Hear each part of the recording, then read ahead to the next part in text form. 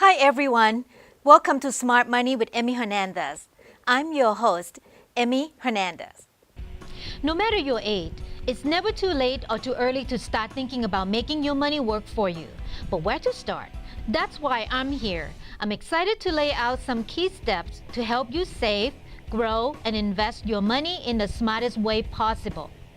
Today's topic is retirement income.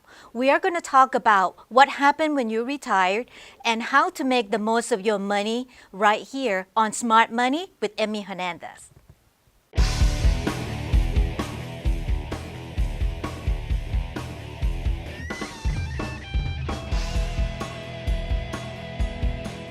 Okay, how are you visioning your retirement?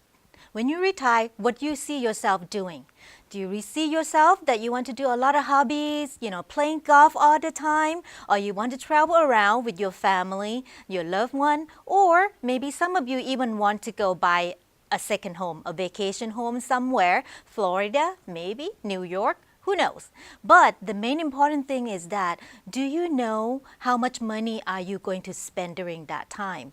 Do you already have enough saving that's going to last your lifetime and still allow you to enjoy all those activities and things that you want to do, that you envisioned?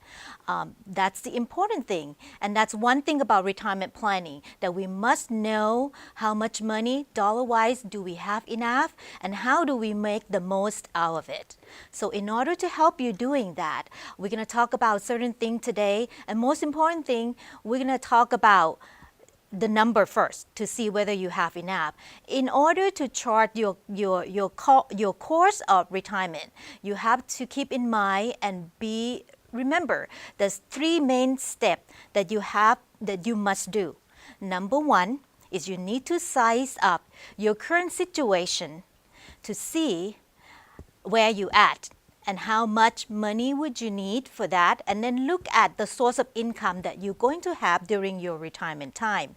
Next, you have to understand the rules of retirement plan distribution in order to avoid any unnecessary mistake and penalty that may incur during that time.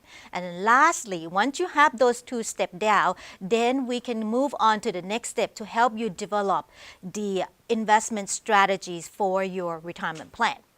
Okay, so remember, when you retire, the rules are different. Your lifestyle going to be different. Why? Why do I say that? Because many of my clients, they found out later on that once they retire, their attitude are completely different. From the attitude about spending money, accumulating money are completely different from when they were still working. Now when you retire, instead of in the accumulation modes that you might investing a little bit more aggressively, it's not that anymore. Your attitude change into more preservation mode. You want to keep what you have, you want to grow it to keep up with inflation, but you also want to preserve your capital. So your attitude toward investing also changed too. And your habit also gonna change. You may not have to maybe some of you already paid off your mortgage, so you don't have that much of expenses that going on month to month anymore. And you're not going to get up early in the morning, get in the car, fight the traffic, and go to work anymore. Your lifestyle will change. You're going to be more relaxing. You have a little bit more free time, but that also meaning that you're going on to more hobbies and more fun things to do. But remember, when you do those fun things, it also meaning add some spending money into that too. So you have to incorporate that into looking at your own situation. Now, let's talk about our first step. Size up your situation and look at the source of income. What do you do? How do you size up your current situation? Like I said, number one, think about what lifestyle that you want to have. What do you want to do during your retirement? What type of hobby do you want? You want to play golf? You want to go out dancing? You want to watch theater all the time? Or you want to travel around? Put that down in number. How much you think you're going to spend for that each year in annual number. Set up a budget that you may have on a monthly basis.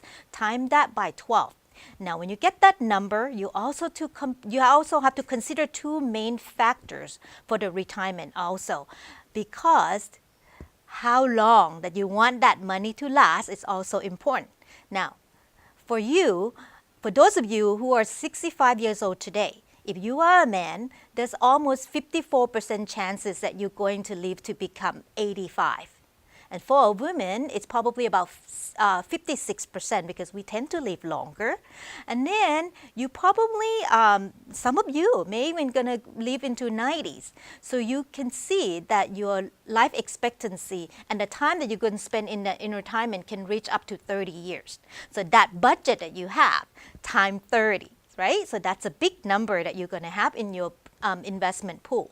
Now, second thing, you also have to think about inflation because inflation erodes your purchasing power.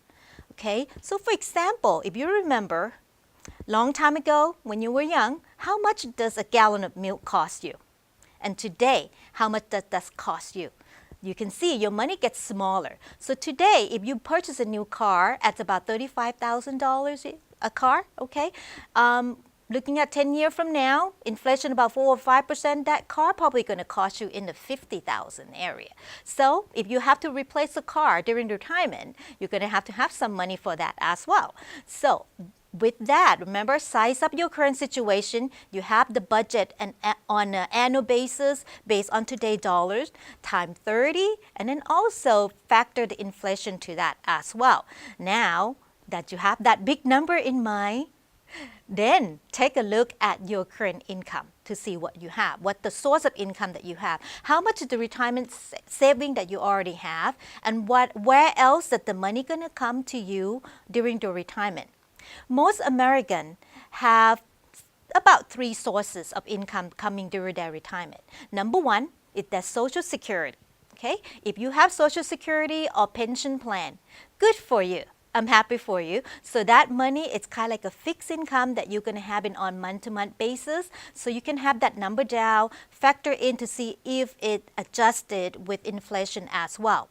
Second source of income will be your own personal saving. That includes your IRAs, individual retirement accounts, your maybe perhaps 401k from your previous employer that can be rolled over.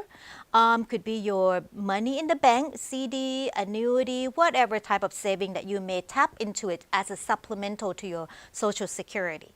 And lastly, number 3, some of you may even think about working during retirement. I'm not talking about full-time working. We're talking about part-time, perhaps maybe a hobby that generates money for you also. Okay, so those can be supplement. But I would caution you, because when you're thinking about working somehow during the retirement, be careful with that. Don't rely on that so much because number one, as you know, when you get involved in so many hobby or thing that you love to do, you're not going to have that much time to try to go, get another employment, or some unexpected thing can happen, such as maybe health issues that can prevent you from taking a job on. Okay, so that something can always come up. So the employment should be your last resources for that. Those are the things that we're talking about. Okay, remember step 1, you size up your income, you size up your current situation, take a look at how much your expenses would be on a monthly basis, take into consideration with inflations and the time frame that you want your money to last, and then take a look at the sources what you have. When we come back, we're going to talk about the next step. So right here on Smart Money with Emmy Hernandez.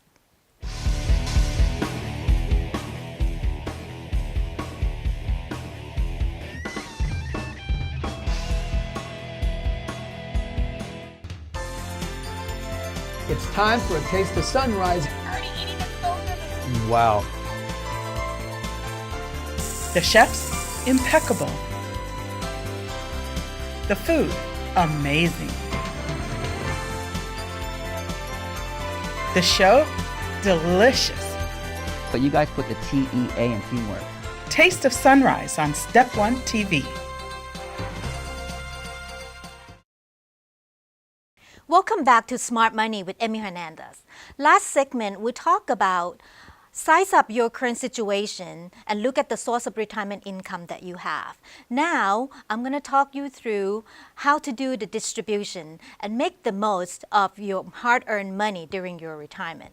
Okay. Now, before we can focus on the distribution part, you probably want to know first how long a portfolio of funds or money will last you. Okay. So in order to do that, I really recommend that I'm going to talk about that a little bit, but I would recommend that you sit down with a financial professional also. You can call me or call your financial advisor and take a look at this number together because it can be a little bit complicated. But first of all, you want to think about the money that you have and ask questions of what different rate of withdrawal that you use and how long would that money last, okay? Because different rate of withdrawal will also mean different time frame that your money will last. For example, if you have $500,000 in your portfolio and you assume that this will earn maybe 4% interest rate, annual rate per year, and you'd like to withdraw $50,000 from that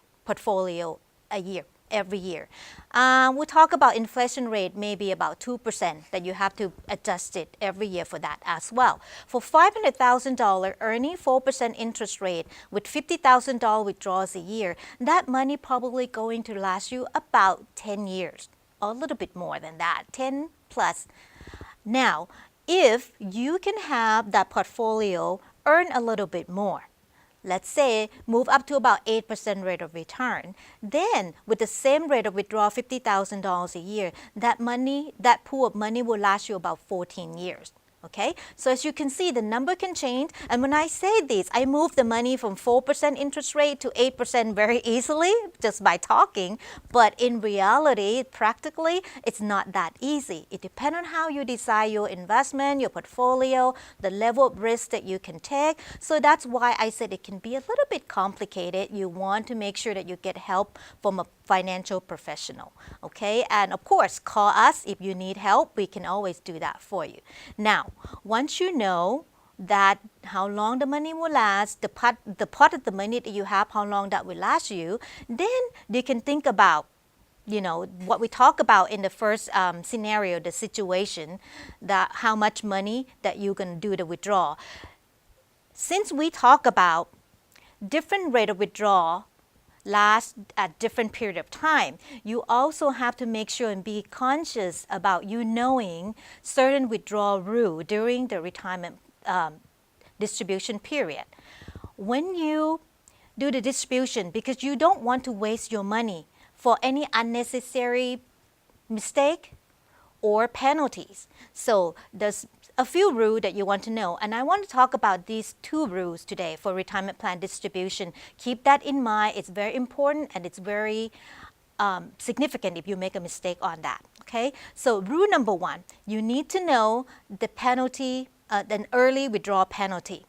For any of you who has a 401k, a retirement plan at work, or an IRA, which is an individual retirement account, and you have most of your money in there, when you withdraw, you need to know that if you withdraw the money prior to turn 59 and a half years old from those accounts, you are going to subject to 10% penalty to the IRS. Okay? First of all, you have to pay the income tax from the money that come out from that accounts first, and then on top of those taxes will be the 10% penalty. So that's quite heavy. You don't want to do that. If you have an emergency or a situation where you really need the money prior to 59 and a half years old, you may look for some exception for that. Okay, exception for that would be in case of death, disability. Those are something that you may be able to tap it and the IRS will not penalize you for that. However, if you don't qualify for those penalty, by the way, almost forgot. For an IRA account, they also give you a little bit more exceptions, such as you may withdraw some money from the account without penalty if you use that money for higher education expenses for you and your dependents. Okay, and also a first-time home buyer. You can also take that money out for the down payment, but it limit to only $10,000. So you have to be careful with that as well. Now, if you still need the money and you really don't have some other place to go, talk to your advisor because you can also use the IRS Rule 72T Rule 72T will allow you to take a substantially equal periodic withdrawal payment. You calculate that based on your life expectancy, and you can take the money out of the plan based on that calculation and without penalty. However, that rule is very strict. Once you get into the calculation, once you get the number, you have to stay with that plan for at least 5 years or until you turn 59 and a half, whichever longer. Okay, so you really can't change, because if you make any adjustment or change anything at all, it will reverse back, and all the money that you took out from the plan, it will be taxable, and well, it's taxable anyway, but it will have 10% penalty on top of that, which we don't want. So you have to really be careful with that. Okay, so that rule number 1, 59 and a half years old is the key. Any withdrawal before that, you're subject to penalty. The second important rule that you have to know is the 70 and a half years old rule, which is an RMD, required minimum distribution. For that age, even if you don't need the money from your retirement plan just yet, you have to start the withdrawal. Once you turn 70 and a half, you must start your minimum requirement withdrawal once a year at least from your retirement plan, and you have to start by April 1st of the year after you turn 70 and a half. Okay, now if you miss that, what's the penalty? Very big. If you miss that, the penalty is 50% of the amount that you're supposed to withdraw. For example, if your required distribution for this year is $5,000 and you forgot, you didn't take it, the penalty is $2,500. So you have to take the $5,000 you forgot, and you have to take a $2,500 more for the penalty, and then pay tax and all that. As you can see, this penalty can be big. It can really drain your retirement fund, your saving account really quickly, so you don't want to get into that situation. Now, knows your retirement plan rules is very important. If you're not sure anything about that, talk to the financial professional. Call us. We can walk you through that. Also, talk to me, get a hold of me in my office, and we can always help you with all this planning. Now that we know your current situation, step 1, we know the distribution rule, step 2, we are going to come back and talk about your investment strategies.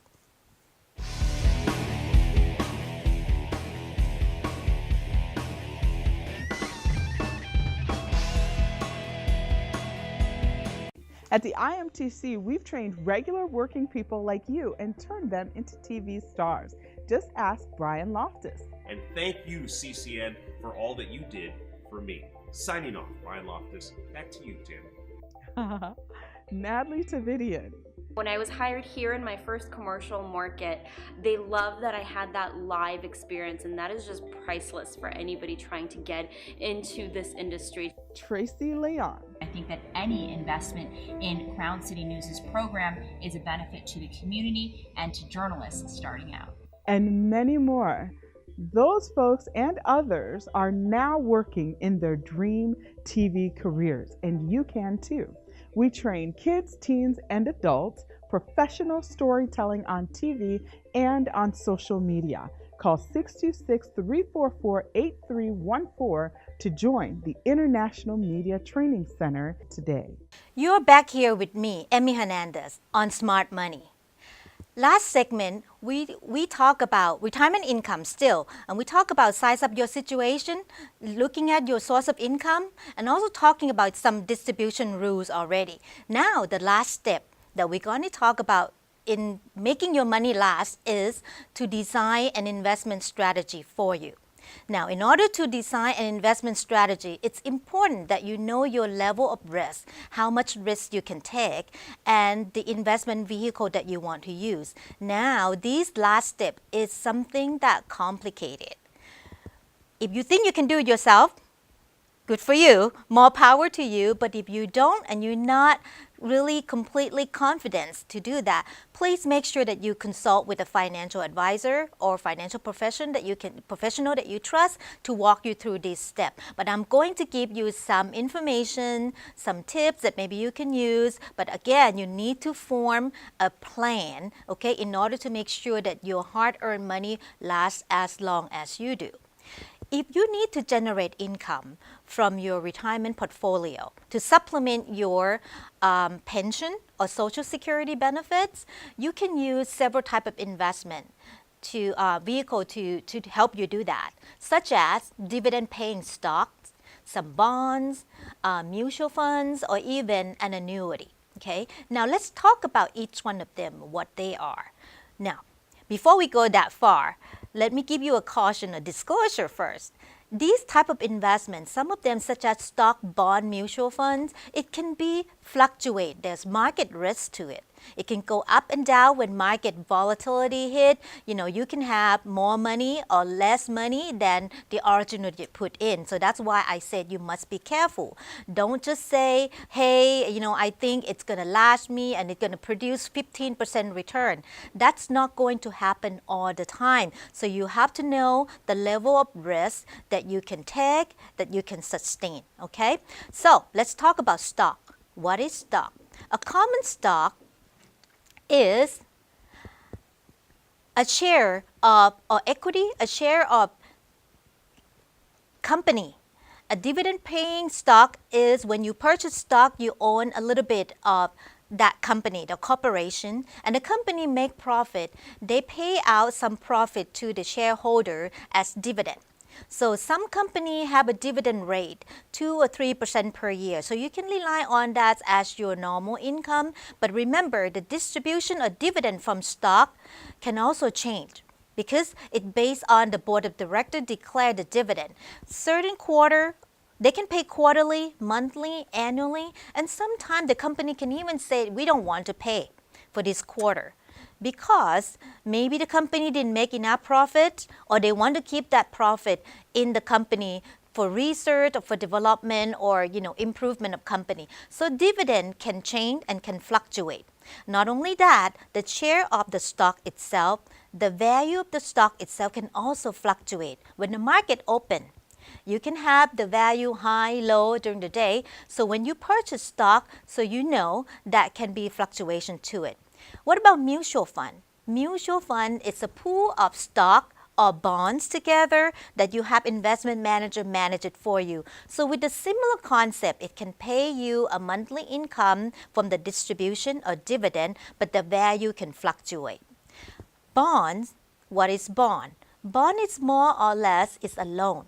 So you basically lend your money to either government or corporation who issue or back that bonds. When you lend it to the government, it's called a government bonds. When you lend it to corporation, it's corporate bonds. So you rely on the financial strength of the issuer to guarantee you the distribution or the payout, the interest payout for those bonds, and also to return your money when the term ends. When you purchase a bond, usually the term would be about 15 or 20 years time frame. So you can rely on the interest earning. However, you have to hold that bond until maturity date in order for you to get your principal back. So be careful with the strength behind that corporation or the issuer for that bond, because you have to make sure that they're going to be there for you to return your money when the term ends. And during the time frame, though, you may be able to sell that bond back in the market, but the value of the bond also fluctuate. It depends on the interest rate. If interest rate in the market go up, usually the bond price go down. So that's why I say there's level complication, and you perhaps need to use the financial professional to help you with that. Okay, so we have stock, we have bond, we have mutual fund that help you pay dividend. Some of you may want something a little bit more conservative or something with some guarantee. If you're looking for some guarantee, maybe you can turn into an annuity, for example. An annuity is a contract, an investment contract that issued to you by an insurance company. An insurance company issued a contract, so basically they may guarantee your principal. Okay, now I say may because an annuity also have the variable annuity, which have no guarantee, and a fixed annuity with some guarantee on your principal, and a hybrid of the two. So you have to read the contract and make sure you understand which one that you get into it. So even with the one with guarantee, you still base on the financial strength of the company that issued that annuity for you. Okay, so the insurance company. So make sure you go with the one with a good rating. maybe AAA, high rank, high financially strong company in order to make sure that you have the guarantee on your portfolio. So that will give the stability on your income payment. So these vehicles can help produce income for you. Now, once you have those income vehicles that help you and sustain your income, I also want to caution you, develop that income investment strategy is not enough. You also have to think about the unexpected. Okay? The income that you have to be prepared for some unexpected, such as long-term care, your health care issues. You never know what's going to happen when you retire. Look at your family history perhaps. If you have longevity in your family and someone in your family have history of dementia, Alzheimer, or health issue for something, you may want to be prepared for that as well. Look into a long-term care insurance perhaps, maybe, to be some safeguard of that, because the cost of health care and taking care of you yourself when you get older, you need some help for your household, that can be very expensive. And if you miss that step, it can ruin your entire retirement plan. Lastly, if you do want to leave your legacy to your loved one in the family, also think about what you have to do in terms of preserve certain part of the asset for the next generation. You may want to think about, do I need a will? Do I need a trust? A will, a living trust, in order to preserve some money for the next generation to avoid probate fees and costs, and maybe that if they have to go to court, that's going to eat up a lot of money that was supposed to go to them. Now, not only that, the power of attorney also important. What if you cannot make your own decision, or you can't taking care of yourself, you get sick, you need somebody to help you with that? If you don't have power of attorney, it also meaning more costs, more expenses, because your loved one have to go to court to get a conservatorship, and that will also eat up the funds or the saving account that you have as well. As you can see, many of these areas are very complicated, nuances that you need to know. That's why I always suggest you have your goals in mind, you have a rough plan, rough idea of what you want to do, but go sit down with a financial advisor. If you don't have one, call us. We are here for you. We definitely want to hear from you. So let me help you. And remember, that's where you can have a successful retirement. That's it for today's episode of Smart Money with Emmy Hernandez. As a financial advisor, I'm here to help you. So if you have any questions or comments, send it to me by email to emmy@ehfinancial.com. Don't forget, if you miss any part of the show, you can watch us again on ehfinancial.com or crowncitynetwork.com. Remember, being smart with your money is easy, and you can do it. Thank you for watching. See you again next time right here on Smart Money with Emmy Hernandez.